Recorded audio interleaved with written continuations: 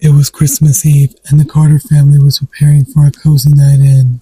Snow covered the ground outside, and their house glowed with warm lights and festive decorations. 10-year-old Lily was especially excited. This year, she got to decorate the tree all by herself. As she hung the last strand of tinsel, the power flickered. Her parents reassured her it was just a storm. But something about that moment made Lily uneasy. She felt like she was being watched. Shaking it off, she stepped back to admire her work. "Perfect," she whispered. But as the family settled in for the evening, strange things began to happen. The ornaments on the tree started to sway, even though the house was still. Then came the sound of faint whispering. Lily's father dismissed it as wind, but Lily was sure she heard words. "Not alone." Later that night, as the family slept, Lily woke up to a strange glow coming from the living room. Quietly, she crept downstairs. The Christmas tree lights were flickering on and off, casting eerie shadows across the walls. Beneath the tree, a single box, one that hadn't been there earlier, was wrapped in shiny red paper. Lily's heart raced as she approached the mysterious gift. There was no name tag, no indication of where it had come from. Curiosity got the better of her, and she tore into the wrapping. Inside was a small, ornate music box. She turned the crank, and a hauntingly beautiful melody began to play. The whispers grew louder, now unmistakably coming from the shadows of the room. The melody was hypnotic, and Lily found herself unable to stop turning the crank. As the song played, the lights dimmed, and a cold breeze swept through the living room, extinguishing the fireplace. The shadows along the walls seemed to deepen, stretching and twisting unnaturally. Lily's breathing quickened. She turned, and there, just beyond the flickering glow of the tree lights, was a figure. It wore a tattered Santa suit, its face pale and drawn, as though the life had been sucked out of it. Hollow eyes bore into her, and a skeletal hand clutched a long, rusted staff. Its voice was a very low rasp, dripping with malice. "You shouldn't have opened the box." Lily stumbled backwards, the music box slipping from her hands. The figure moved closer, its steps slow and deliberate. "What do you want?" Lily whispered, her voice trembling. "You," it hissed, its grin stretching impossibly wide. "The music calls for a soul." The music box's tune grew louder, filling the room with a dissonant, chilling melody. Lily's vision blurred as she tried to scream, but the sound caught in her throat. The figure raised its staff, and the shadows seemed to come alive, wrapping around her like icy tendrils. From upstairs, Lily's parents woke to a sound of a music box playing. They called out to her, but there was no response. Her father going down the stairs, his footsteps flattering as he reached the living room. The sight before him made his blood run cold. The Christmas tree was toppled, its branches twisted as though clawed at something unnatural. Ornaments lay shattered across the floor, and the music box sat in the center of the chaos, its crank turning on its own, but Lily was nowhere to be seen. Her mother gasped as she noticed something hanging from the tree. A new ornament glistened among the tinsel and lights. A red bauble with a tiny, intricately carved figure inside. It was Lily, her face frozen in a silent scream. The parents tried to smash the ornament, but it wouldn't break. The music box melody grew louder and louder, till they had no choice but to flee the house, leaving behind their once cozy Christmas. Years later, the house remained abandoned, but the legend persisted. Some say on Christmas Eve, you can still hear the haunting melody of the music box drifting through the snow, and if you're brave enough to peek through the windows, you might even see a shadowy figure standing by the tree, waiting for its next victim. Christmas is a time of joy and togetherness, But beware, not every gift brings happiness, and not every visitor comes with good intentions. Keep your lights on and your doors locked. You never know what might be lurking in the shadows of this festive season. Happy holidays, and good luck sleeping tonight. The snow fell softly on the small town of Willow Hollow, blanketing rooftops and streets in a peaceful white glow. Carolers sung on every corner, and warm lights flickered in windows. It seemed like the perfect Christmas Eve, but not for the Wilsons. The Wilson family, Maggie, Tom, and their teenage son Danny, had just moved into the old Blackwell house, a towering, creaky mansion on the edge of town. The locals had warned them about the house's dark history. Decades ago, a Christmas party had ended in a tragedy when the host, a reclusive toy maker named Ellis Blackwell, went mad and disappeared, leaving behind a single cryptic note. The night takes what it's owed, but the Wilsons didn't believe in ghost stories. They were too busy unpacking boxes and trying to make the best of their first Christmas in a new home. As night fell, Maggie set up the Christmas tree in the grand living room. The air felt heavy, but she brushed it off, as nerves from the move. Danny was less dismissive. "Mom, do we really have to live here? It's creepy," he said, eyeing the dark corners of the room. "Don't be ridiculous," Maggie replied, placing a shiny star on top of the tree. "It's just an old house, nothing to be afraid of." But that night, the house would prove her wrong. As the clock struck midnight, the Christmas tree lights began to flicker. Tom, half asleep on the couch, barely noticed until he heard a faint scraping sound, like nails dragging across wood. "Maggie, did you hear that?" he called out. She didn't respond. The scraping grew louder now, accompanied by a distant, haunting hum, a melody that sounded like a broken version of Silent Night. Tom rose to his feet, his heart pounding. "Danny? Maggie?" he called, but the house answered only with groaning floorboards. Upstairs, Danny was wide awake. He'd been staring at the ceiling, unable to shake the feeling that something was watching him. Then he saw it, a shadow moving across his room, though no one was there. The shadow stretched and twisted, forming the shape of a tall, hunched figure. Its hollow eyes glowed faintly red, and its mouth opened in a silent scream. Danny bolted from his room, yelling for his parents. He reached the staircase just as the lights went out. The house plunged into darkness, except for the faint glow of the Christmas tree downstairs.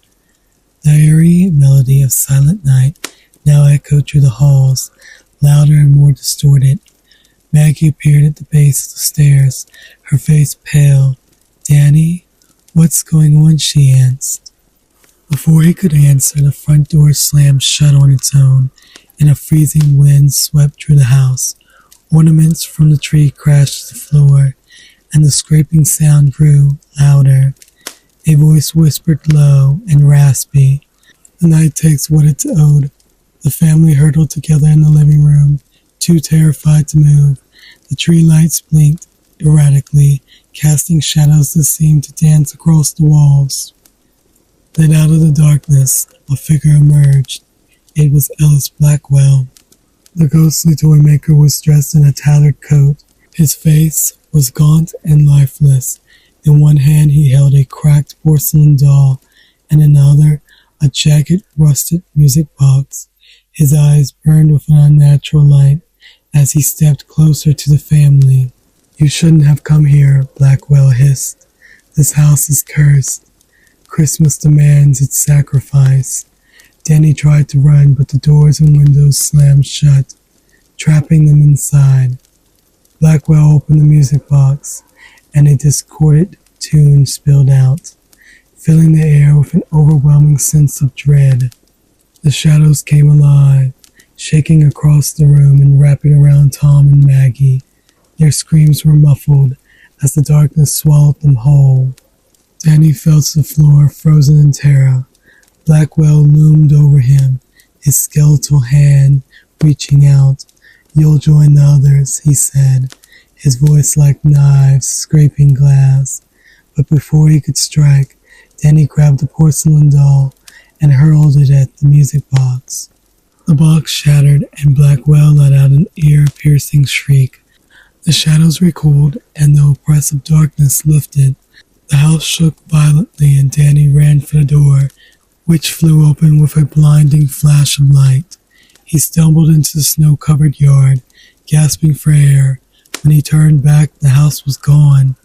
In its place was an empty lot, the ground charred and lifeless. Danny never saw his parents again. The townspeople said the house had claimed them, just as it had taken others before.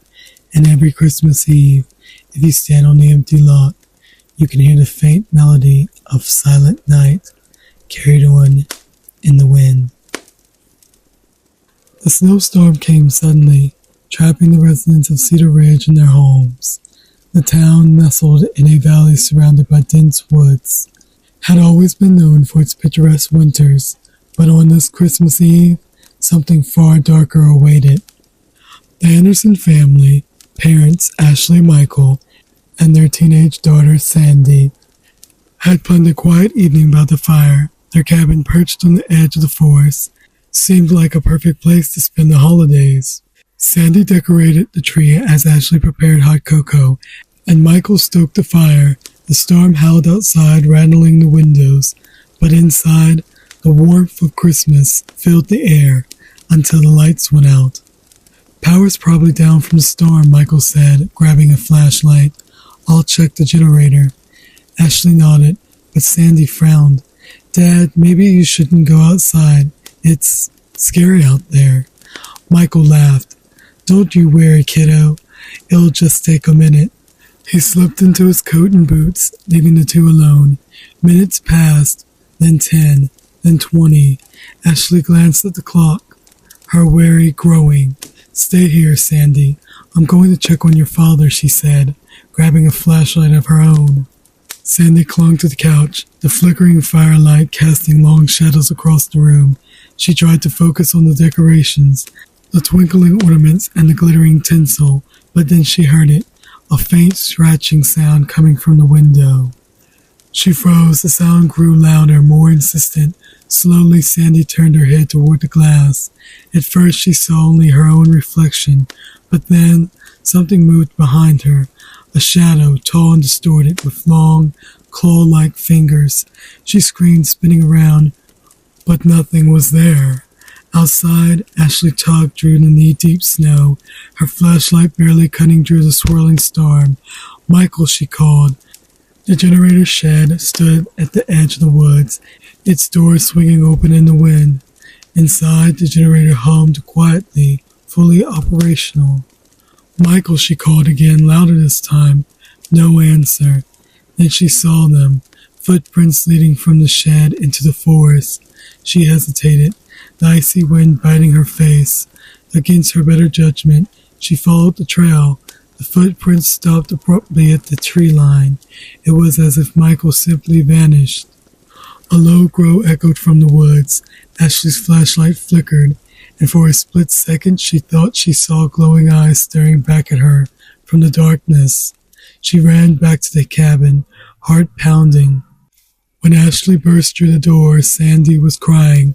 "Mom, something is in the house," she sobbed. Ashley locked the door and hugged her daughter tightly. "What do you mean? What happened?" Before Sandy could answer, the fire went out, plunging the room into darkness. The only light came from the Christmas tree, its multicolored bulbs blinking erratically. The scratching sound returned, louder now, coming from every window. Shadows danced on the walls, moving in ways that didn't match the flickering lights. Then came the whispers. Low, guttural voices speaking in a language neither of them could understand. The shadows began to coalesce, forming a tall, hunched figure with glowing red eyes and jagged teeth.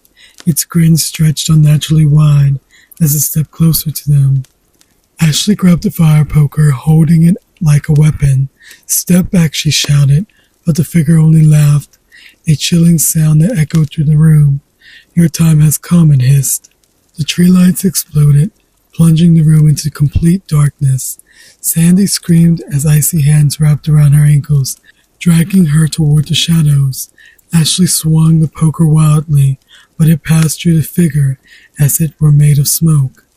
Desperate, Ashley grabbed one of the ornaments from the tree and drew it at the shadow.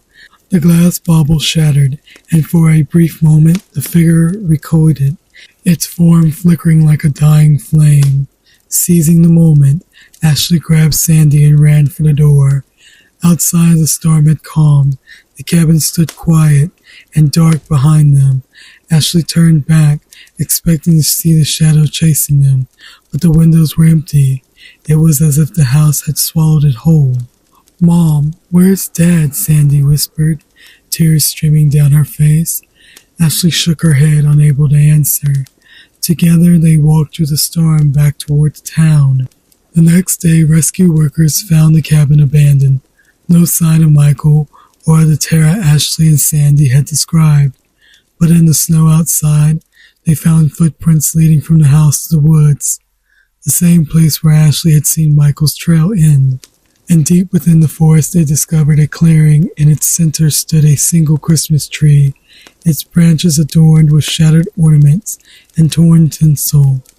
Beneath it lay the generator, silent and cold, and hanging from the tree was a single ornament, carved with the name Michael Anderson. Cedar Ridge never forgot the storm of that Christmas Eve. Some say the shadows still linger in the woods, waiting for the next family to claim. Others whisper that the storm wasn't natural, but a warning. Christmas may be the time for celebration, but in Cedar Ridge, it's also a time for fear, because when the snow falls, the shadows follow. Happy holidays, and don't let the lights go out. The town of Everpine was known for its lavish Christmas celebrations. Each year on Christmas Eve, the town folk gathered in the town square to sing carols and watch the lighting of the grand Christmas tree. But there was one song they never sung, an old forbidden carol known as the Midnight Carol. Legend had it that the carol summoned spirits, vengeful and cruel, who would drag the singers into the dark world. The town folk dismissed it as an old wise tale, but the carol's melody was never far from their minds.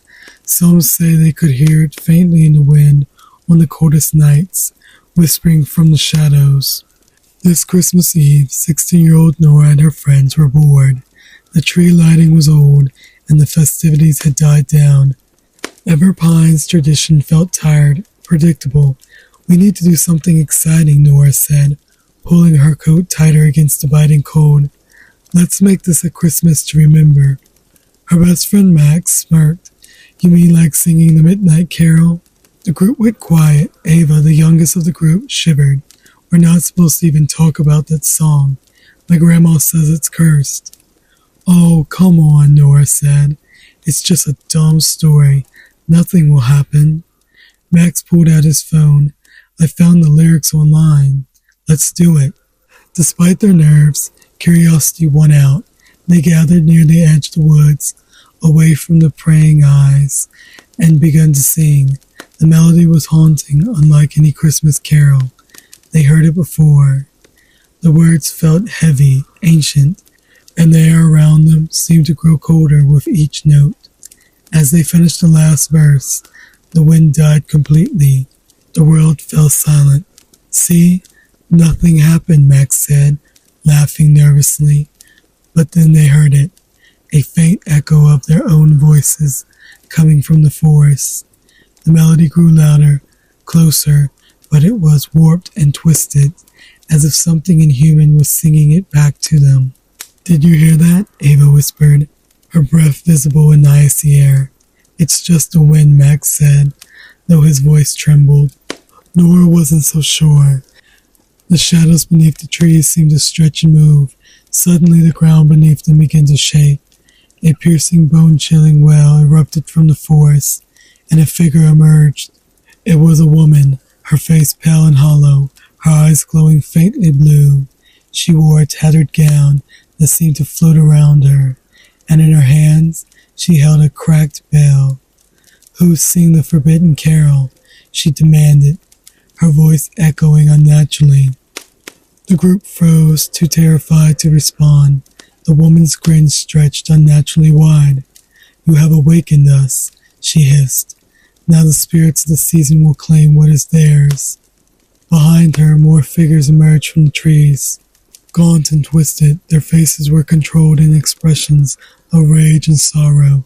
They began to circle the group, their whispers blending into the haunting melody of the midnight carol. Ava screamed and bolted, but one of the spirits moved with impossible speed, cutting her off. The air grew colder as the spirits closed in. Nora grabbed Max's arm. "Run, we have to get to the church." The group sprinted toward town, the spirits following close behind. Their laughter and whispers filled the air, growing louder and more dissonant. As they reached the church steps, Nora turned to see Ava stumble. One of the spirits grabbed her, its icy hand wrapped around her wrist. "Help me," Ava cried, but the spirit dragged her into the shadows before anyone could reach her. Her scream echoed once before fading into silence. Nora and Max burst into the church and slammed the heavy door behind them. The stained glass windows rattled as the spirits clawed at the outside. "What do we do?" Max whispered, his face pale. Nora's mind raced. The bell. In the story, the bell can banish them. They turned to the altar where the town's ceremonial Christmas bell sat. It hadn't been used in years, but Nora grabbed it and wrung it with all her strength. The sound was deep and resonant, cutting through the cacophony of whispers outside. The spirits shrieked in pain, their forms flickering like dying flames. One by one, they vanished into the night, their twisted faces frozen in anger. The woman in the tattered gown appeared once more, her hollow eyes fixed on Nora. "You may have escaped," she said, her voice like cracking ice. "But the song never ends." She disappeared, leaving only a faint echo of the midnight carol in the wind. The next day, the town folks found Ava's scarf at the edge of the woods. No trace of her was ever found. Nora and Max never spoke of the midnight carol again, but on cold winter nights, they could still hear its haunting melody carried on the wind. And in Everpine, the townsfolk continued their Christmas traditions, careful never to sing the forbidden carol, for they know that some songs are meant to stay silent. Happy holidays, and beware the spirits of the season. Winter had wrapped the small mountain town in a thick blanket of snow. The roads were desolate, the windows of the houses frosted over, and the only sound was the soft hiss of falling flakes. For Emma, the quiet had been comforting at first, a peaceful escape from the noise of the world. But tonight, as she trudged home from her friend Mia's house, it felt oppressive, almost suffocating. The snow muffled her footsteps, her boots crunching softly with each step. The street lights flickered weakly, casting long, eerie shadows across the unbroken white. She glanced at her phone. No signal. Typical, she thought. The snow had knocked out most of the town's power lines. As she rounded the corner onto her street, a sound stopped her cold. Footsteps, clear and deliberate. They echoed faintly behind her. Emma froze, her breath puffing up in misty clouds. She turned, scanning the empty street.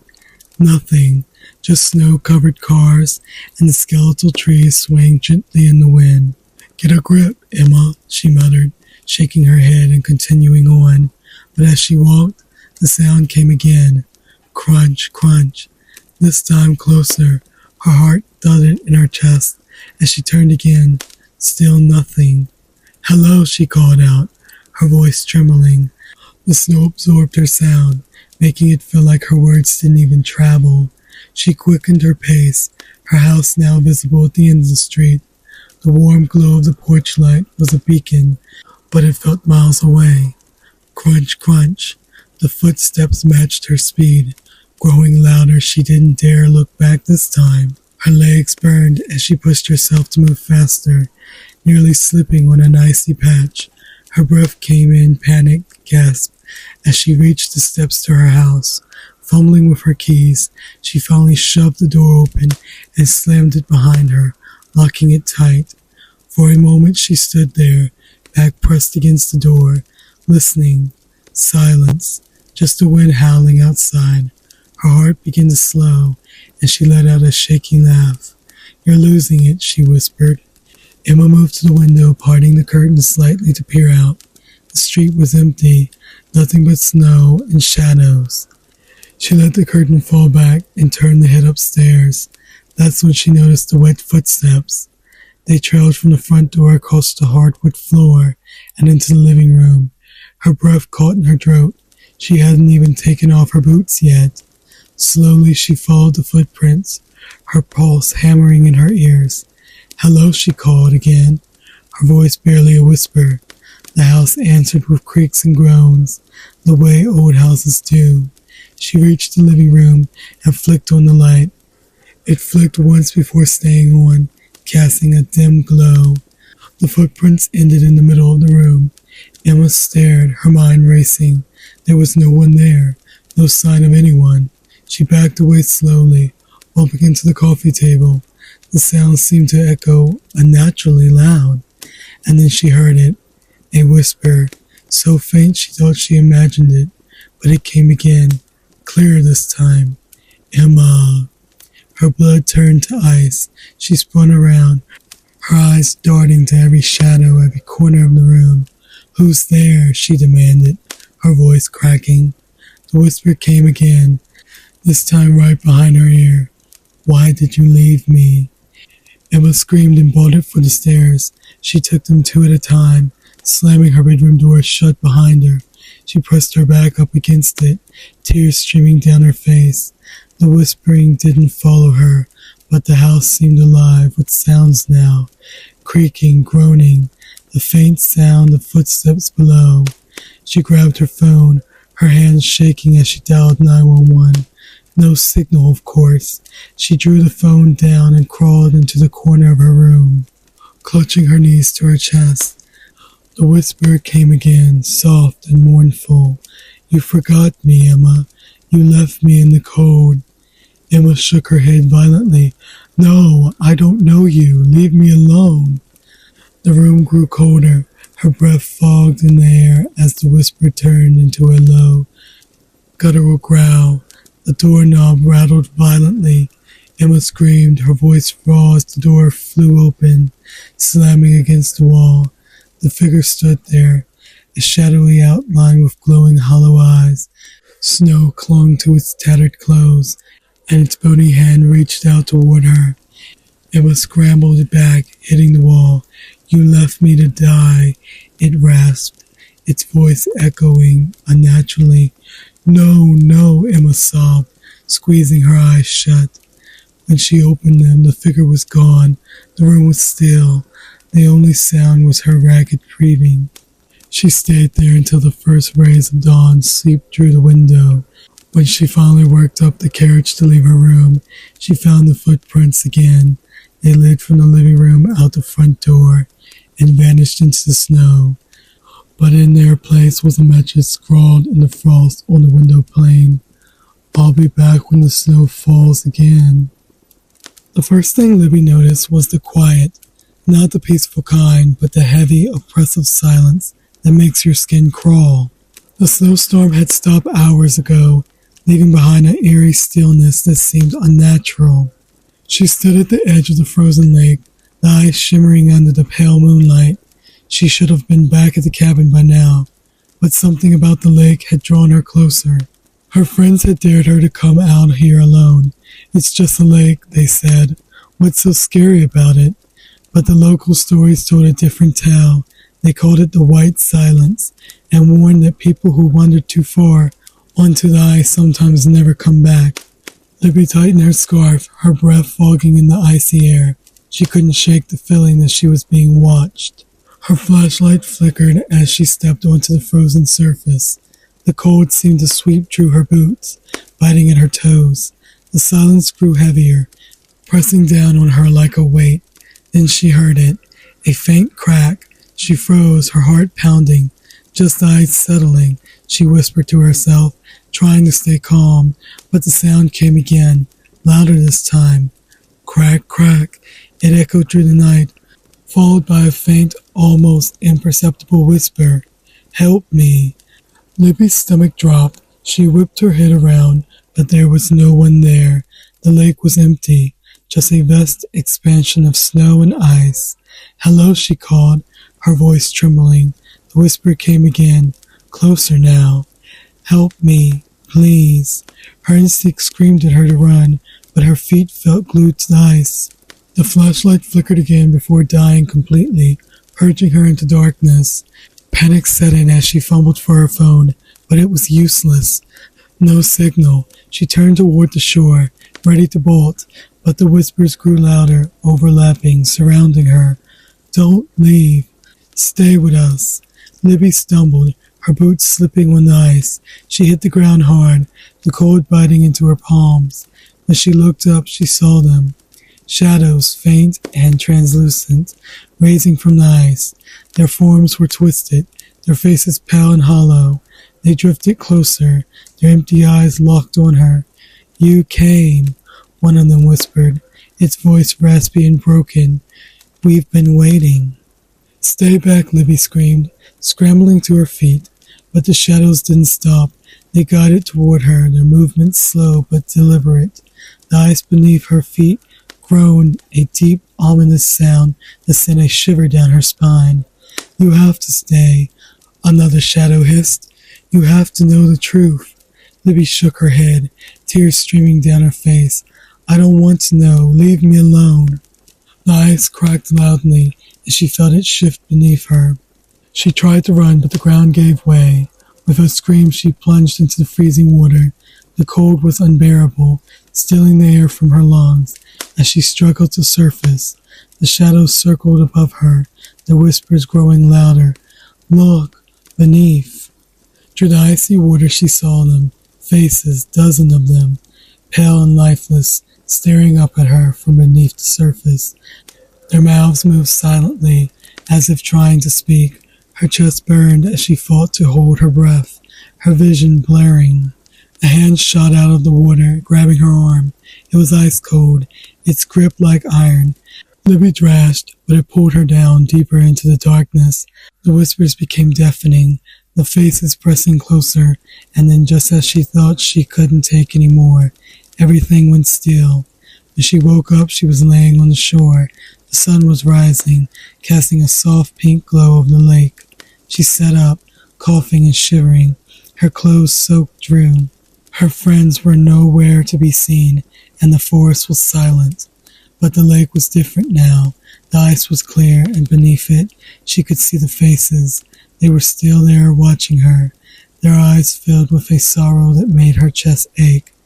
As she stumbled back toward the cabin, she heard one final whisper, carried on in the cold morning air. Don't forget us. The snow fell thick and fast, blanketing the isolated road, winding into Black Ice Hollow. For years the locals whispered about the place. A cursed valley hidden deep in the mountains. It wasn't on any map, and travelers who stumbled upon it rarely returned. But tonight, trapped in the relentless blizzard, Danny and his friends didn't have a choice. We've got to stop somewhere, Danny said, gripping the steering wheel. The snowstorm was blinding, and the road was nearly invisible under the layers of ice. We'll crash if we keep going like this. Stop where? Maddie asked from the passenger seat. She peered out the frosted window, her breath fogging the glass. There's nothing out here. There, Tommy shouted from the back seat, pointing ahead. A faint glow flickered through the storm, a dim, inviting light. As they got closer, a crooked sign came into view, its paint peeling, but still legible. Black Ice Hollow Inn. Creepy, Maddie muttered, but better than freezing to death. The inn loomed out of the snow like a shadow, its wooden frame sagging under years of neglect. The windows were frosted over, but warm yellow light seeped through the cracks. Danny parked the car, the tires skidding on the icy ground. Inside, the air was thick and musty, but the warmth was a welcome relief. A tall, pale man in an old-fashioned suit stood behind the counter, his thin lips curled into a smile as they entered. "Welcome to the Black Ice Hollow Inn," he said, his voice smooth but unsettling. "Looking for a place to stay, I assume?" "Just for the night," Danny said, trying to shake the unease creeping up his spine. "The storm?" "Yes, the storm," the man interrupted, his smile widening. "It has a way of bringing people here. Sign the guest book, won't you?" Danny hesitated but scribbled his name in the dusty ledger. Maddie and Tommy did the same, though none of them missed the strange chill that ran through their fingers as they wrote. Their rooms were surprisingly cozy, though the flickering oil lamps and antique furniture gave everything an eerie vibe. Maddie inspected her bed, brushing off a thin layer of dust. "This place is weird," she whispered to Danny as he unpacked a few things. "Have you noticed how quiet it is? No wind, no creaking floors, nothing." Danny nodded, his brow crinkled. "Yeah, it's like the storm stopped the second we came inside." From the hallway, Tommy called out, "Guys, come look at this." They found him standing at the end of the hall, staring at a large painting. It depicted a snowy valley surrounded by jagged cliffs, an exact match to Black Ice Hollow, but the details were unsettling. Shadowy figures stood on ice, their faces blurred, their hands reaching toward the viewer. "Creepy, right?" Tommy said with a nervous laugh. As they stared, a faint tapping sound echoed through the hallway. Tap, tap, tap. It came from the end of the corridor, where a large window overlooked the frozen valley. Outside, the blizzard had cleared, revealing the barren expanse of Black Ice Hollow, but something was moving on the ice. "What is that?" Maddie whispered, her breath hitching. The figures from the painting, dark shapes with impossibly long limbs, were guiding across the frozen surface. Their movements were unnatural, jerky yet fluid, as if they were puppets on invisible strings. "They're coming this way," Tommy said, his voice trembling. Danny grabbed his friends and pulled them back into their room. "Lock the door," he ordered, slamming it shut. His heart pounded as he pushed a chair under the doorknob. "What the hell is happening?" Maddie said, her voice barely above a whisper. Before anyone could answer, the oil lamp flickered violently, casting distorted shadows on the walls. The tapping sound returned, louder this time. It wasn't coming from the hallway. It was coming from the window. They turned slowly. Frost crawled across the glass, spreading in intricate patterns, and then a hand, bony, pale, and inhuman, pressed against the pane. Its fingers were impossibly long, its nails black and sharp. A face appeared, grinning with too many teeth, its hollow eyes fixed on them. "Let us in," it whispered, the voice cold and sharp, like breaking ice. Tommy screamed and backed away, knocking over the lamp.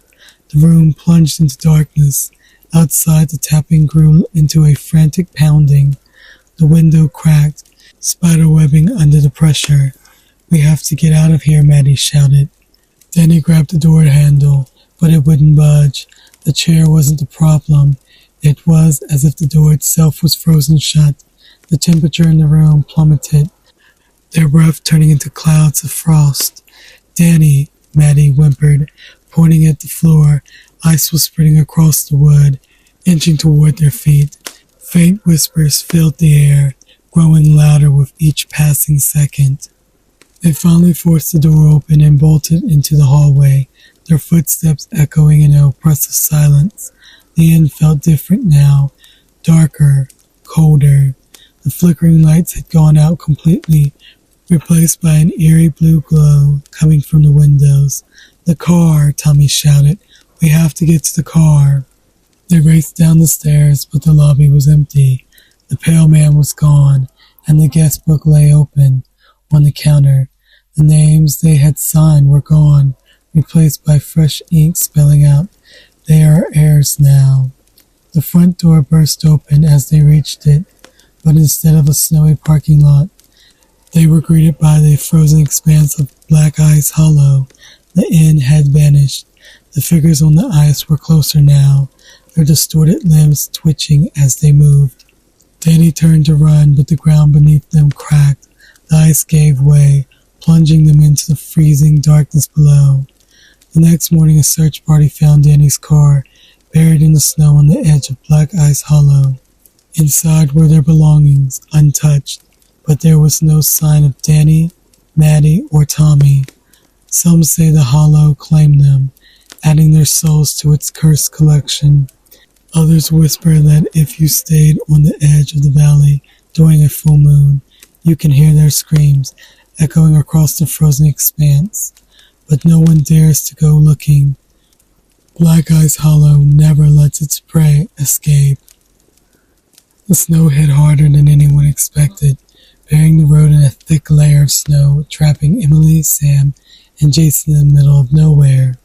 They had planned a weekend ski trip, but their GPS had rerouted them down an unmarked road, promising a shortcut to their cabin.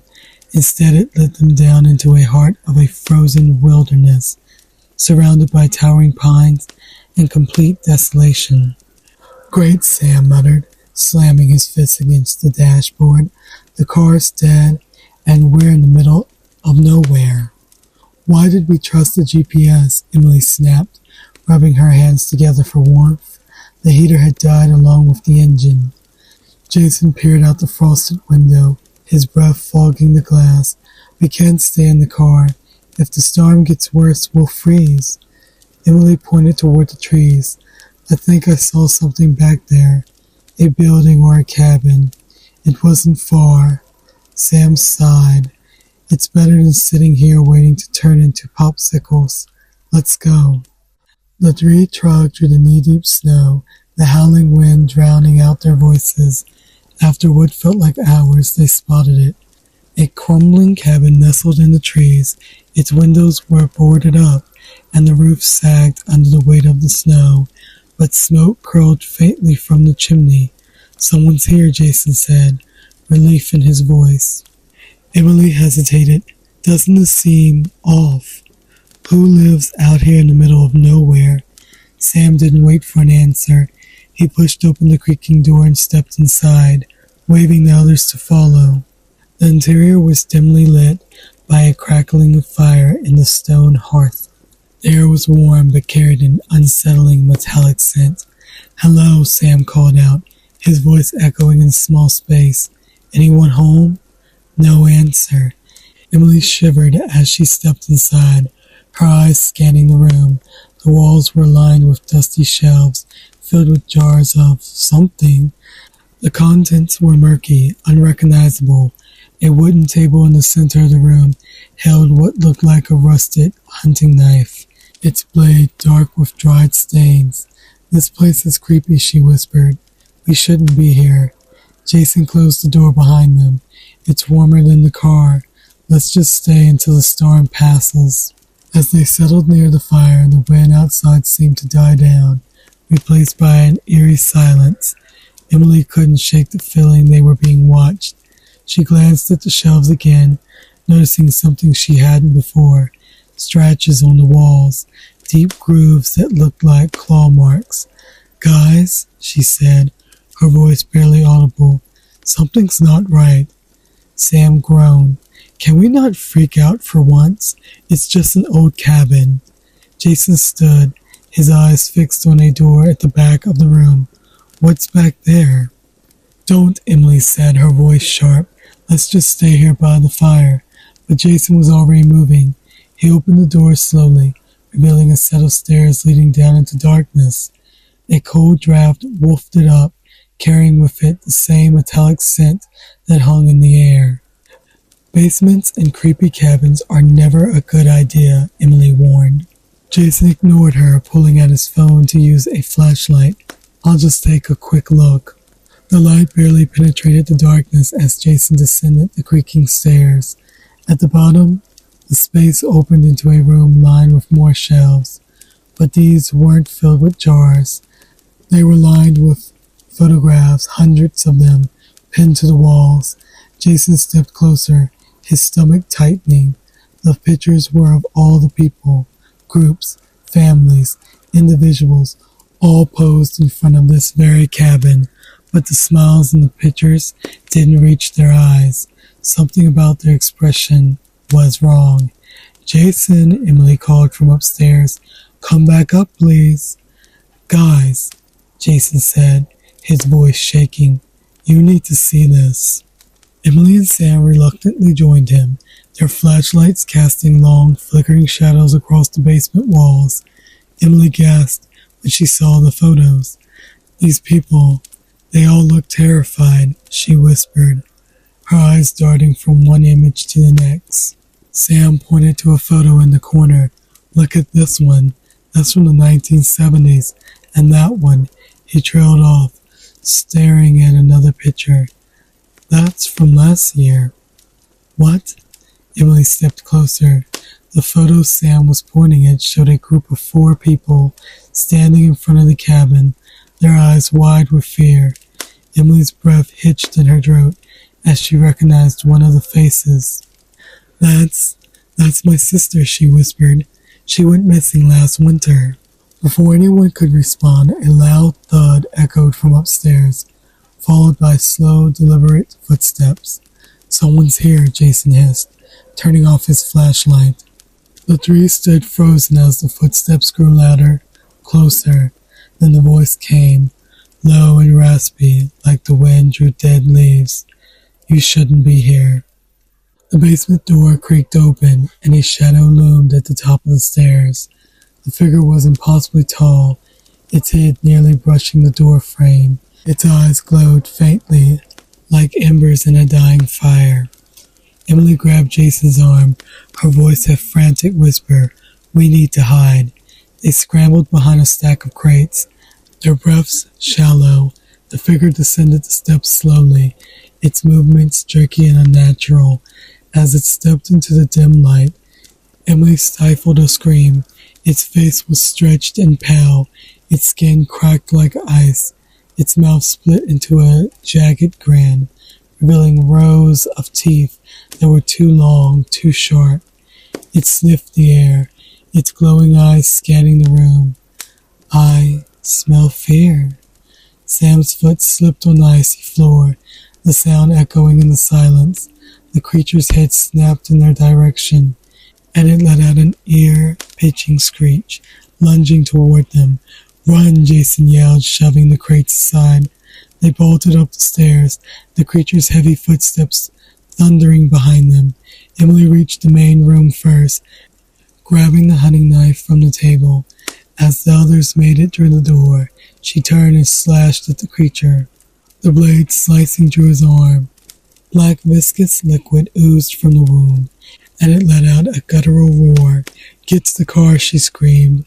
Outside, the storm had cleared, the moon casting an eerie glow over the snow-covered landscape.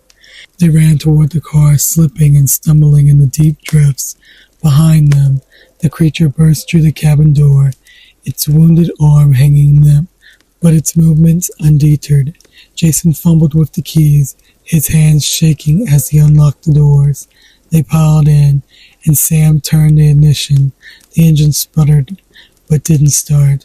Come on, Sam yelled, slamming his fist against the dashboard. The creature reached the car, its claws scraping against the windows. Emily slashed at it with the knife, keeping it at bay as the engine roared to life. Sam floored the gas, the car skidding on the ice before lurching forward.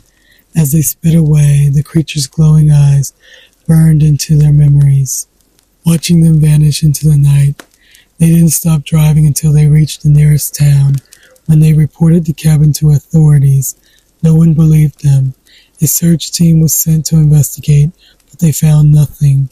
No cabin, no pictures, no creature, just an unbroken expanse of snow. But Emily knew the truth. The cabin was still out there, waiting for its next visitors, and the secrets of the Forgotten Valley were far from buried.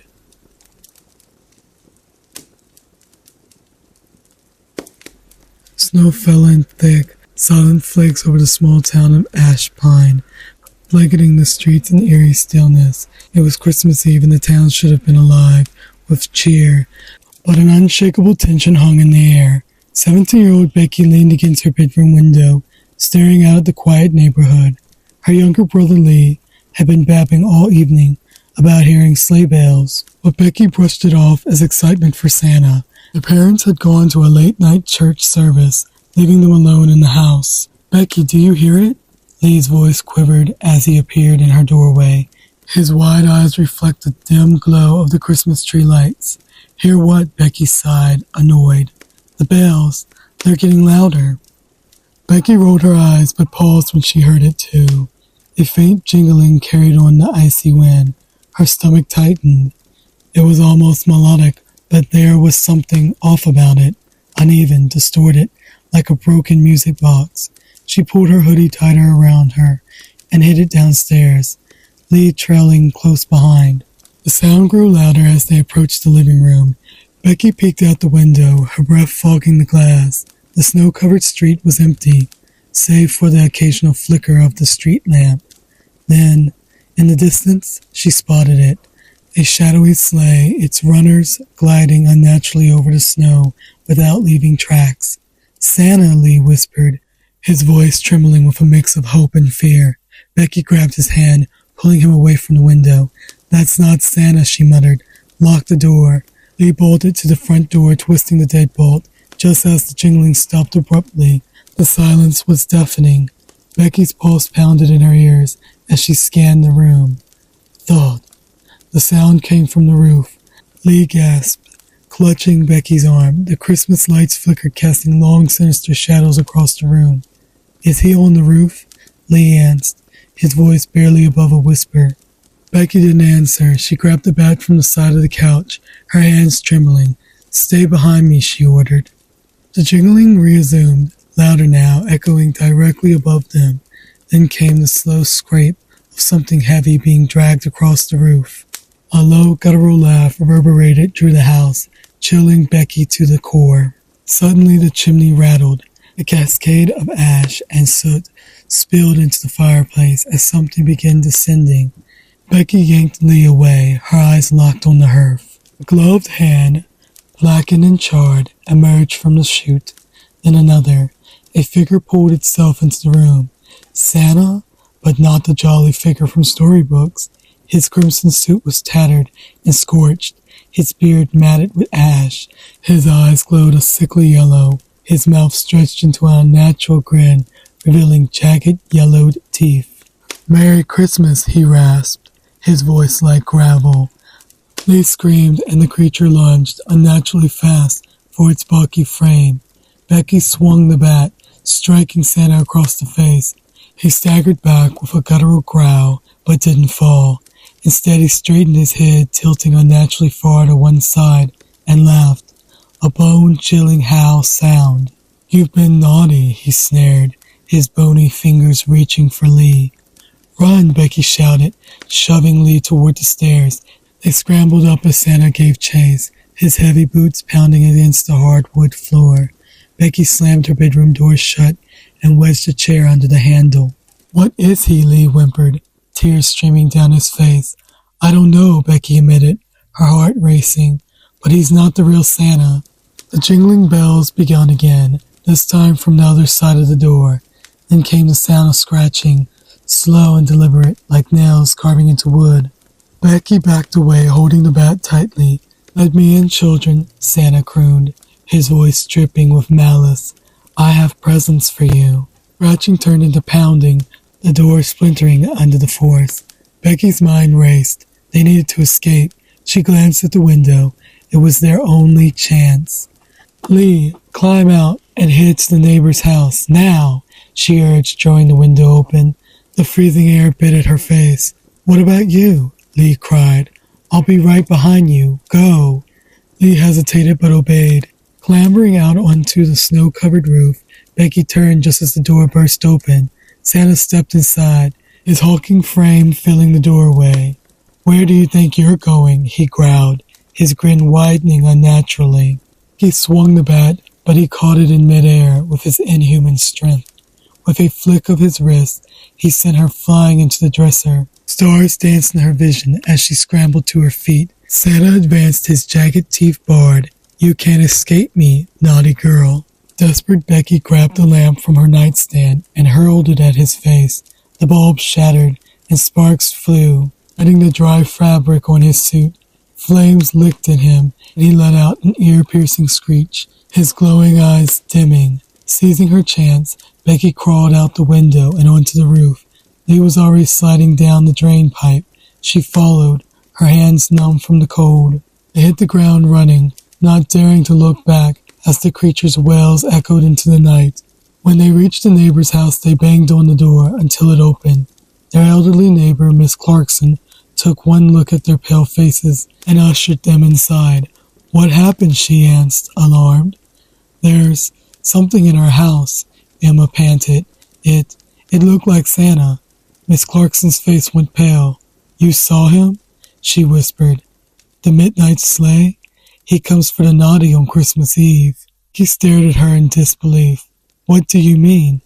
"The real Santa delivers gifts, but the midnight sleigh, it punishes, and it never stops until it gets what it came for." A distant jingling filled the air, sending shivers down Becky's spine. She glanced out the window. In the distance, the sleigh hovered, its shadow stretching toward them. Santa wasn't done yet. Snow fell in heavy flakes, shrouding the countryside in a thick, suffocating silence. Wind howled like a wounded animal as James clutched his coat tighter, trudging up the icy path. He had underestimated the storm's ferocity, and with no sign of civilization for miles, his hopes of finding shelter seemed bleak. Then through the swirling snow he spotted it, a silhouette on the hill. St. Gabriel's Chapel stood like a ghost itself, its stone walls cracked and leaning, spire crooked against the stormy sky. James hesitated. He heard whispers in the last village about the chapel, stories of eerie music on winter nights, of people drawn in but never returning. He dismissed the tales then as locals trying to scare an outsider, but now, faced with the biting wind and no other option, he pressed on. The heavy wooden door creaked as James pushed it open, the sound reverberating through the cavernous interior. Dust and decay greeted him. Pews laid scattered, their wood warped by time. A shattered stained glass window allowed snowflakes to drift inside. Landing on the altar, James shivered. The cold inside the chapel was worse than outside, an unnatural chill that seemed to seep into his bones. He dropped his bag near a pew and inspected the building. Candles lined the walls, unlit and dust-covered. A broken organ sat in the corner, its keys yellowed and cracked, yet the air felt charged, as if the chapel itself were holding its breath. James set up a small fire, wet dry wood he could scavenge. As he warmed his hands, the first note rung out, a haunting crystalline tone that echoed through the chapel. James froze, his breath visible in the icy air. The sound was singing. It started softly, a single voice. Then another joined, and another, until a full choir was harmonizing in a graceful melody that seemed to rise from the walls themselves.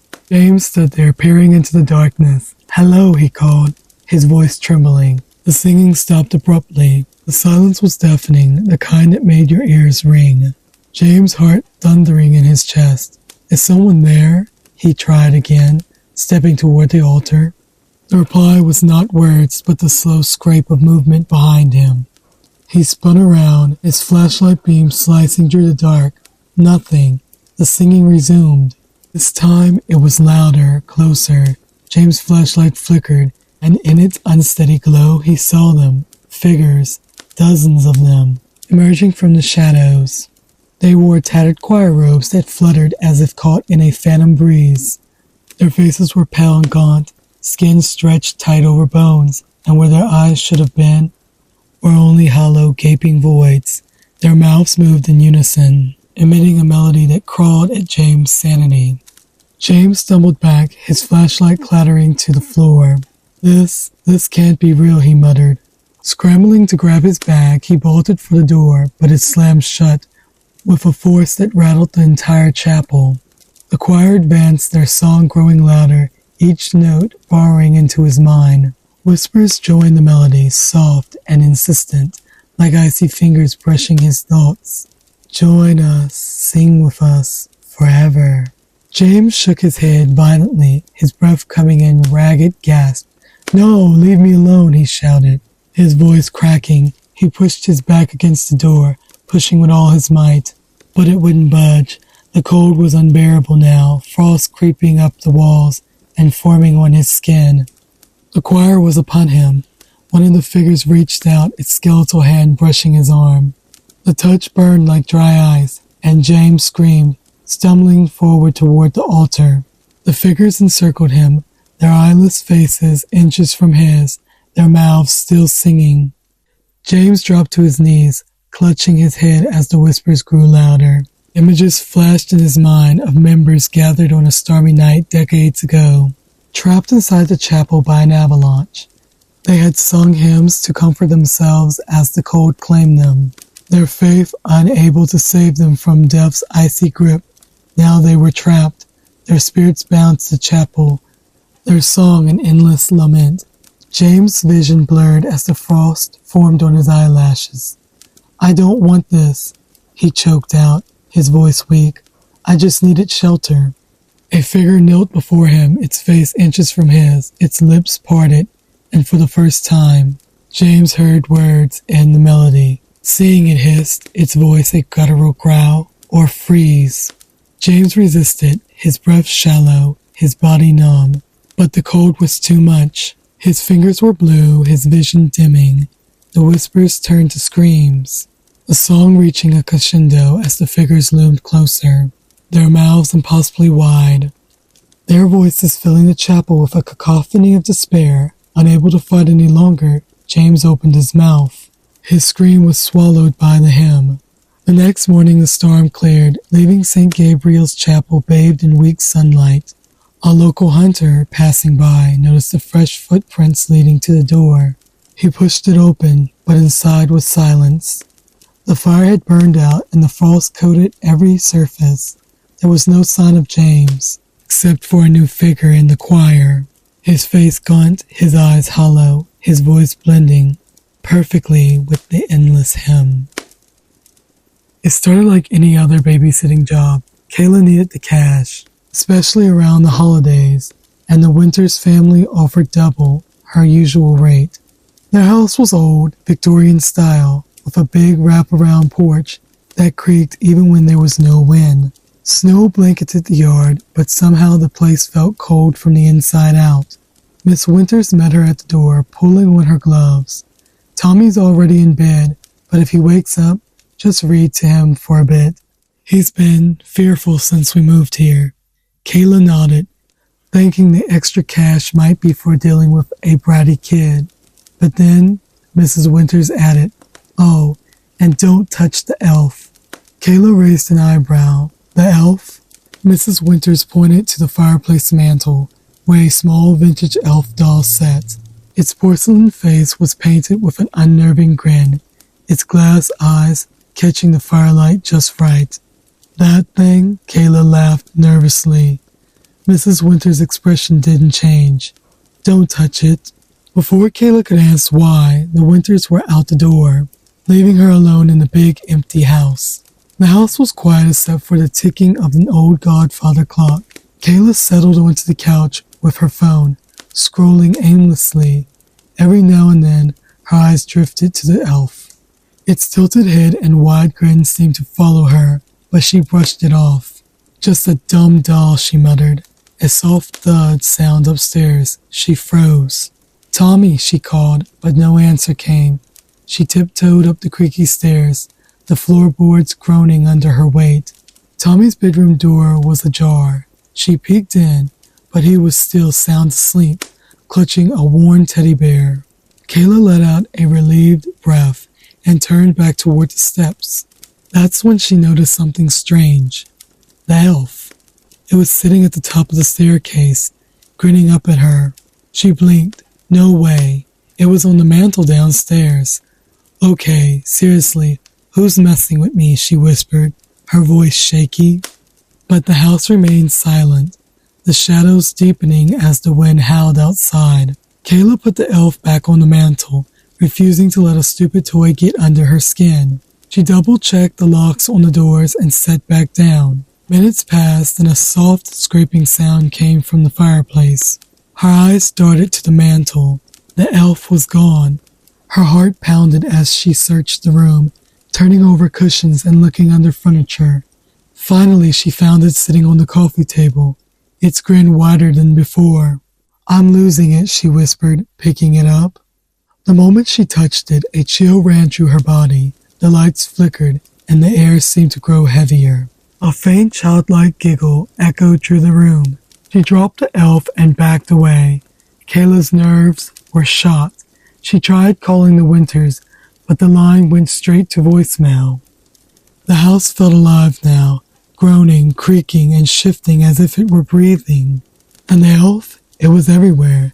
She'd leave it in one place, only to find it somewhere else moments later. She decided to lock it in the hallway closet. If she couldn't see it, it couldn't mess with her. But as soon as she shut the door, she heard it. Tiny footsteps pattering behind her. "Tommy?" she called out, spinning around. The hallway was empty. Then came the giggle again, louder this time, echoing from the direction of the closet. The door creaked open on its own, and there it was, the elf, perched on the top shelf, its glassy eyes gleaming in the dim light. "Don't touch me," a voice whispered, though it sounded like it was coming from everywhere at once. Kayla screamed and stumbled backward. She ran upstairs to check on Tommy, desperate to get out the house, but his bed was empty, the covers thrown aside. "Tommy," she yelled, her voice cracking. The giggle came again, faint and teasing, leading her down the hall. It stopped in front of the attic door. "Nope, no way," Kayla whispered. But then she heard it, a faint muffled cry. "Kayla?" It was Tommy's voice. Her hands shook as she pulled the attic door open. The stairs creaked under her weight as she climbed into the cold, dark space. There in the center of the room was Tommy. He stood facing the wall, completely still. "Tommy, come here," she said, her voice trembling. Turned slowly, his face pale, his eyes wide in terror. "She's mad," he whispered. Kayla's stomach dropped. "Who's mad?" Before he could answer, something small darted across the shadows. The elf. It scurried on its own, moving like a spider, its porcelain face twisted into a sneer. Kayla grabbed Tommy and bolted for the stairs, but the attic door slammed shut before they could reach it. "Touch me," the voice hissed again, louder this time. The elf appeared on the top step, blocking their path. Its grin seemed to stretch unnaturally, splitting its face as its glass eyes burned red. Kayla screamed as the lights flickered and went out, plunging the attic into darkness. When the Winters returned, they found the house eerily quiet. "Kayla," Mrs. Winters called, stepping into the living room. There was no response. The elf sat back on the mantel, its head tilted just so, its grin wide and satisfied. Upstairs, Tommy's room was empty. The only sign of him or Kayla was a single tiny handprint smudged in chute on the attic door. From somewhere deep inside the house came the faint sound of giggling. The Winters never spoke of what happened, but the elf stayed in its place, watching, waiting for the next person to touch it. Adam had been driving through a desolate stretch of countryside when the blizzard hit. Burying the road in a sea of white, his car heater sputtered, and not long after, the engine died altogether. He was miles from the nearest town, and the temperature was dropping fast. Pulling his coat tight, Adam trudged through the storm, praying for some sign of civilization. Then he saw it, a faint glow in the distance, like a beacon of hope. As he drew closer, he made out the shape of a large house, its windows warmly lit against the snow. Relief flooded him as he hurried up the steps and knocked on the heavy wooden door. It opened almost immediately, revealing a smiling woman in her late 50s. She had a kind face, her cheeks rosy as though she'd been near a fire. "Oh, you poor thing, come in before you freeze," she said, ushering him inside. "Thank you," Adam gasped, his body trembling from the cold. "My car broke down. I just need somewhere to wait out the storm." Well, you've come to the right place, she said, taking his coat and hanging it on a rack by the door. I'm Mrs. Whitaker. You're just in time for dinner. We don't get many visitors out here. The house was warm, the air filled with the comforting smell of roasted meat and freshly baked bread. Adam's stomach growled as Mrs. Whitaker led him to the dining room. The space was inviting, lit by a grand chandelier that cast a soft golden glow over the table. A roaring fire crackled in the nearby hearth. The table was set for a feast. Plates of steaming food, roast beef, mashed potatoes, vegetables, and pies lined its length. Around it sat a group of people, all smiling warmly as they greeted him. Everyone, this is Adam, Mrs. Whitaker announced. He is joining us tonight. The others waved and murmured welcomes, their faces friendly and cheerful. Adam hesitated for a moment, but the warmth and the smell of the food melted away his reservations. He took the empty seat they offered him near the head of the table. Thank you so much, Adam said, his voice still shaking from the cold. I didn't think I'd find anyone out here. Well, we're glad you did, said a man sitting across from him. The storm's nasty tonight. It's no night to be alone. Adam smiled, his nerves easing as he reached for the plate in front of him. The food looked perfect, golden, steaming, and seasoned to perfection. He took a bite of the roast, and his taste buds lit up. It was the best thing he ever eaten. This is amazing, he said. Thank you for sharing. The group exchanged knowing smiles as though they shared a private joke. Mrs. Whitaker beamed at him. I'm so glad you're enjoying it, dear. You are a special guest tonight. For a while, Adam allowed himself to relax. The warmth of the room and the cheerful company soothed him. The storm outside feeling like a distant memory. He didn't even notice when the conversation turned strange. So Adam asked one of the women at the table, What's the last thing you remember before finding us? The last thing, he asked, confused. Well, I guess my car breaking down. The man beside her chuckled. Are you sure about that? Adam blinked, his fork hovering midair. What do you mean? Mrs. Whitaker's warm smile faltered, becoming something cold. You don't recognize anyone here, do you? Adam's stomach tightened as he looked around the table. The friendly faces he'd seen earlier now seemed off.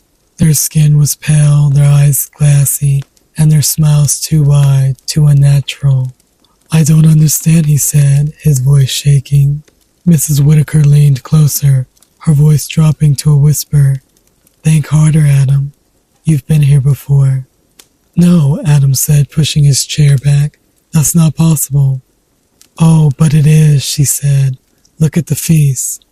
Adam glanced down at his plate. The roast he'd been eating now looked raw and bloody, the bone jutting out like a broken limb. The mashed potatoes were gray and riddled with worms. He gagged, shoving the plate away. The others at the table laughed, their voices hollow and echoing unnaturally. The room seemed to darken, the warmth draining away. The friendly faces around him decayed before his eyes, skin melting away to reveal skulls and rotting flesh. You're one of us now, Mrs. Whitaker said, her eyes glowing faintly. You sat at the table. You ate the feast. Adam scrambled to his feet, his heart pounding. No, I'm leaving. He ran to the door, but it was gone, replaced by a blank wall. The fire in the hearth roared, but its warmth was gone, replaced by an icy chill. The whispers started then, growing louder and louder until they filled his head. Stay with us, Adam, they said in unison, forever. He turned, finding himself back at the table. The others were standing now, their skeletal hands reaching for him. Mrs. Whitaker, still smiling, motioned to an empty chair. You can't leave, dear, she said. Not until the feast is over. The next morning, a rescue crew found Adam's car, abandoned on a snowy road. No footprints led away from it, and the house he described to them in a frantic voicemail was never found. All they recovered was his jacket, neatly folded, sitting in the snow. The snowstorm had come out of nowhere, turning the roads into a labyrinth of ice and shadows. Nick, a 19-year-old pizza delivery driver, cursed under his breath as his old Honda slid slightly on the unplowed road. This was his last delivery of the night, a single pizza order to a house at the edge of town. He had never delivered there before, but the tip promised to be hefty. The house was marked 457 Winter Hollow Lane, but the GPS signal was spotty. He drove slowly, the snow swallowing his headlights. After what felt like an eternity, he spotted it, a large, decrepit Victorian house, looming like a ghost against the swirling white. The porch light flickered dimly as Nick parked and grabbed the pizza. He hesitated. The house looked abandoned, windows boarded up, the paint peeling in long, jagged strips. But the snowstorm was getting worse, and he wasn't about to head back with unpaid pizza. As he approached the door, he noticed something odd. There was no footprints in the snow, no tire tracks leading to the house. His unease grew, but he knocked anyway. Knock, knock, knock. For a moment, nothing happened. Then faintly he heard whispers. They were low, almost imperceptible, like a breeze slipping through cracks in the walls. "Hello," Nick called, his voice trembling. The door cracked open, revealing a dark, cavernous hallway. A chill, colder than the snowstorm outside, seeped from within. "Your pizza's here," he shouted, stepping just over the threshold. The whispers grew louder. They seemed to come from everywhere, echoing off the walls. He thought he heard his name. Nick. His breath caught. He turned to leave, but the door slammed shut behind him. The sound reverberating through the house. Panic surged as he yanked on the doorknob, but it wouldn't budge. "Is someone here?" he shouted. The whisper stopped, replaced by a deep guttural laugh. The hallway stretched ahead, lined with faded wallpapers and crooked picture frames. One of the frames caught his eye. It was a black and white photograph of a man who looked eerily familiar. Nick moved closer and froze. The man in the photo wore the same uniform he did, a delivery jacket with the logo of his pizza place. Suddenly the floorboards beneath him creaked, and the photo fell from the wall, shattering. From the fragments, something slithered, a dark, mist-like figure that quickly dissipated into the shadows. Nick stumbled back, clenching the pizza box like a shield. His phone buzzed in his pocket, and he snatched it out, grateful for the distraction. It was a text from an unknown number.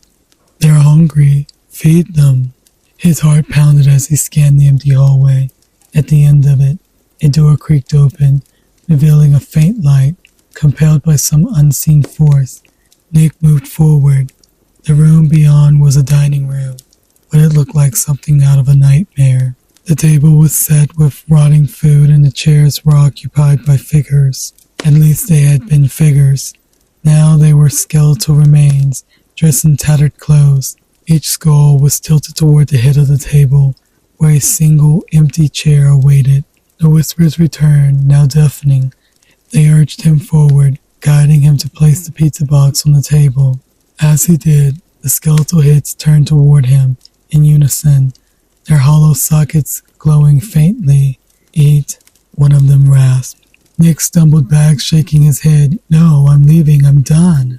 But the doorway had disappeared, replaced by a solid wall. He spun around, the skeletal figures now standing, their bony hands reaching toward him. Desperate Nick drew the pizza box at them. The lid flipped open, revealing a pizza that now looked decayed, crawling with maggots. The figures stopped, their skeletal mouths opening wide in unearthly screams.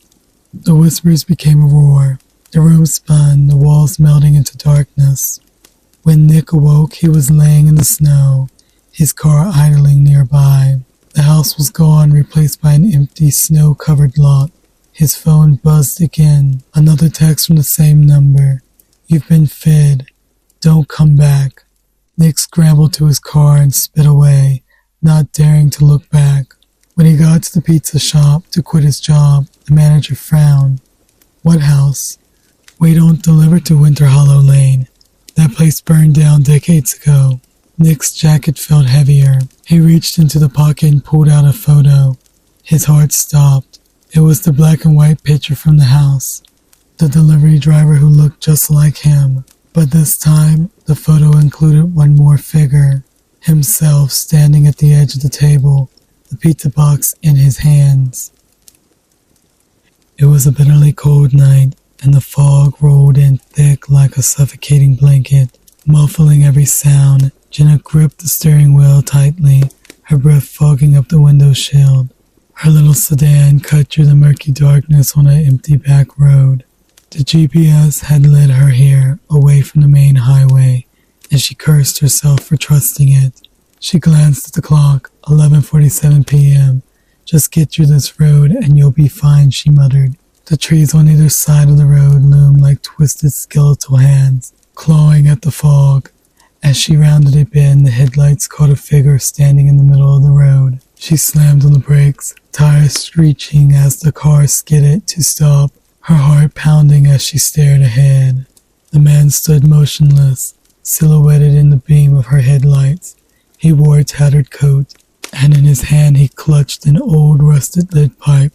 It scraped against the ground as he took a slow step forward, the faint red stains on it glinting eerily. Jenna's breath hitched. "What the hell?" she whispered, her fingers trembling on the steering wheel. The man took another step, dragging the pipe behind him with a metallic scrape. Panic surged through Jenna. She drew the car into reverse, but the fog behind her was impenetrable. Her hands fumbled to shift the car back into drive when a sharp clang echoed. The man had struck the hood of her car with the pipe. Her scream caught in her throat as he hit the gas. Swerving to avoid him, the car jolted forward, rushing past him, but she didn't dare look back. The road twisted and turned, the fog seemed alive, pressing against the windows like unseen hands. Her heart hammered as she pushed the car faster, desperate to escape. The eerie silence was broken only by the hum of the engine, until she heard it. Scrape, scrape, scrape. Her blood turned to ice. The sound was unmistakably the dragging of the lead pipe. But how? She glanced in the rear view mirror, but the fog revealed nothing. Then out of the corner of her eye, she saw him.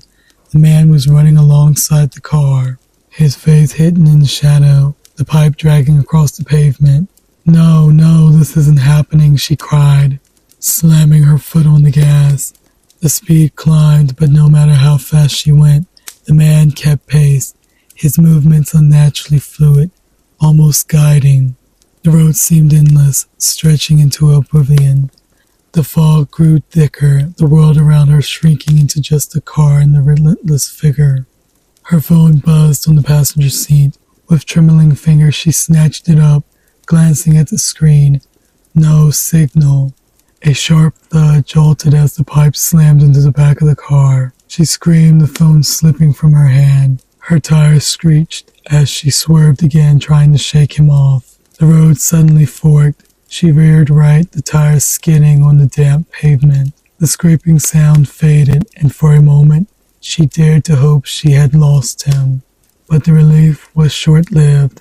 As she rounded another bend, the headlights illuminated him again, standing motionless in the center of the road, pipe in hand. "No, no, no," Jenna slammed on the brakes. But this time the car slid, spinning out of control.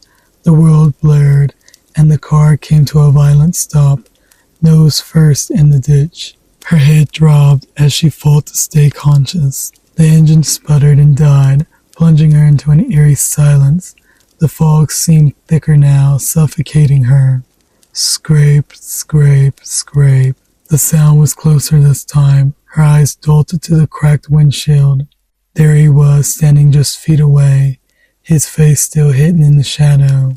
Jenna fumbled with her seatbelt, her hands slick with sweat. She pushed the door open and stumbled out into the freezing fog. The cold bit at her skin as she ran, the darkness swallowing her whole. The scraping sound followed her, steady and relentless. She glanced back and screamed. The man was there, the pipe dragging behind him, his pace slow but purposeful. Her foot caught on a root, and she fell hard, the impact knocking the wind out of her. Pain shot through her ankle as she scrambled to her feet, but it was too late. He was there, towering over her. For the first time she saw his face, or what was left of it. His skin was pale and waxy, his eyes hollow voids. A twisted grin stretched across his face as he raised the pipe. "No, please," Ginny begged, crawling backward. The pipe came down with a deafening clang, inches from her head. She screamed and scrambled to her feet, limping as fast as she could. Ahead she saw headlights piercing through the fog. A car? "Help, stop, please," she cried, waving her arms. The car slowed, and the driver, a middle-aged man, rolled down the window. "What's wrong?" "He's after me. Please, you have to help me." The man looked past her, his face contorting in horror. Jenna turned to see the figure standing in the fog, motionless once again. Without a word, the man drew open the passenger door. "Get in."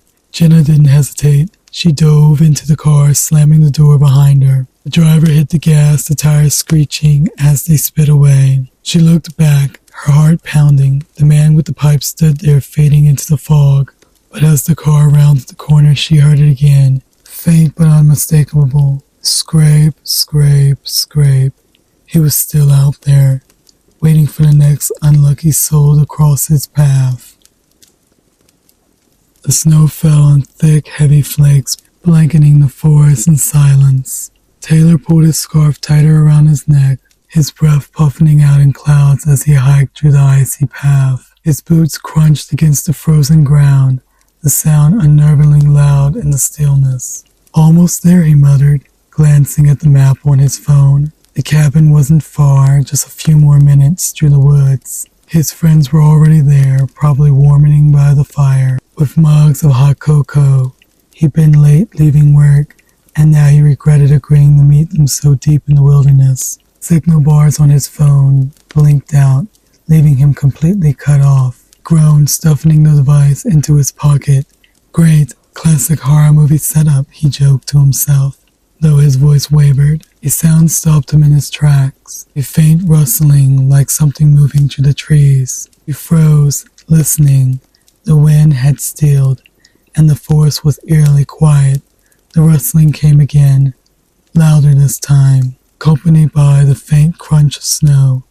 "Probably a deer," he said, trying to reassure himself, but his instincts screamed otherwise. It felt wrong. Tyler quickened his pace, his boots slipping slightly on the icy trail. The cabin had to be close. He scanned the trees, the darkness pressing in around him, his flashlight casting long, flickering shadows that seemed to dance and wither in the corners of his vision. Then he saw it, a figure standing between the trees, practically hidden by the shadows. It was tall and unnaturally thin, its limbs angular and too long. Tyler's breath hitched as he squinted, trying to make sense of what he was seeing. "Hello," he called out, his voice shaky. The figure didn't move, it just stood there watching. Taylor's heart pounded as he took a hesitant step back. The flashlight trembled in his hand, the beam flickering over the figure. For a brief moment, it stepped into the light, and Taylor wished it hadn't. Its face wasn't human. The skin was stretched, taut over its skull, the eyes black pits that seemed to swallow the light. Its mouth hung open, revealing jagged, uneven teeth.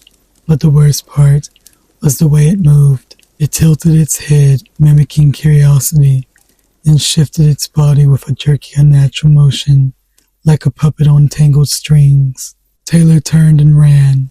His boots slipped and skidded on the icy trail, but adrenaline kept him moving. He didn't dare look back. The rustling was louder now, the crunch of snow rapid and erratic, as if the creature was bounding after him on all fours. The trees blurred past him as he pushed himself harder, his lungs burning from the icy air. He spotted the faint glow of the cabin's light in the distance, a flicker of hope in the darkness. "Guys, open the door," he screamed, his voice cracking. The porch light came into focus, and he barreled up the steps, nearly slamming into the door. He pounded on it, the sound echoing through the woods. "Taylor," a voice called from inside. The door creaked open, revealing his friend Sarah, her face puzzled. "Close it, lock it," he shouted, shoving past her. "What's going on?" Sarah asked, but Taylor didn't answer. He grabbed the nearest chair and jammed it under the doorknob. The others gathered in the living room, their faces a mix of confusion and concern. Dude, are you okay? Asked Jake, holding a steaming mug. There's something out there, Taylor panted, his chest heavening. Something in the woods. The group exchanged uneasy glances.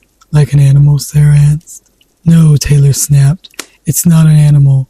It's something else. A heavy silence fell over the room. Then a sound shattered it. The sharp, deliberate knock of something tapping on the window. Everyone froze. Is someone messing with us? Jake asked, trying to sound brave but failing.